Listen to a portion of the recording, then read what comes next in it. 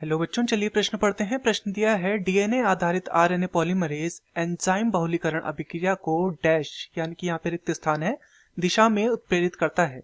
विकल्प ए दिया है केवल 5 डैश से 3 डैश, विकल्प बी दिया है केवल 3 डैश से 5 डैश, विकल्प सी दिया है दोनों दिशाओं में तथा विकल्प डी दिया है उपरोक्त में से कोई नहीं।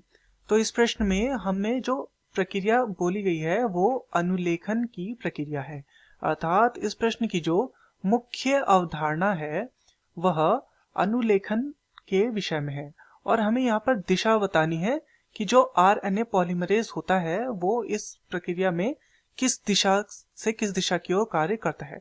तो सबसे पहले हम अनुलेखन को समझते हैं। तो अनुलेखन ऐसी प्रक्रिया है जिसमें आनुवंशिक सूचनाओं का डीएनए से आरएनए में संश्लेषण होता है। आरएनए में संश्लेषण होता है तो इस प्रक्रिया को हम कहते हैं अनुलेखन। इस प्रक्रिया में एक एंजाइम सहायक होता है जिसका नाम है आरएनए पॉलीमरेज। RNA polymerase. तो चलिए इस अभिक्रिया को चित्र के माध्यम से समझते हैं। तो क्या होता है, डीएनए की जो सामान्य संरचना होती है वो कुछ इस प्रकार की होती है और एक और होगा 3 डैश सिरा और दूसरी ओर होगा 5 डैश सिरा। तो क्या होता है, ये वाई आकार में खुलता है, वाई आकार में खुलता है तथा यहाँ पर वही होगा 3 डैश सिरा और 5 डैश सिरा। तो ये जो होगा आरएनए पॉलीमरेज ये हमेशा यहाँ से 5 डैश से इस तरफ को कार्य करेगा। तो ये इसकी क्रियाविधि किस तरफ से होगी, आरएनए पॉलीमरेज यहाँ पर कार्य करेगा और किधर से कार्य करेगा, सदैव 5 डैश से 3 डैश की ओर ये कार्य करेगा आरएनए पॉलीमरेज।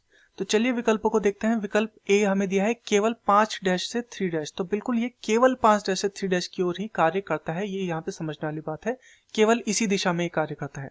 विकल्प बी है केवल 3 डैश से 5 डैश, तो नहीं, ये गलत है, ये डीएनए पॉलीमरेज ये कार्य करता है।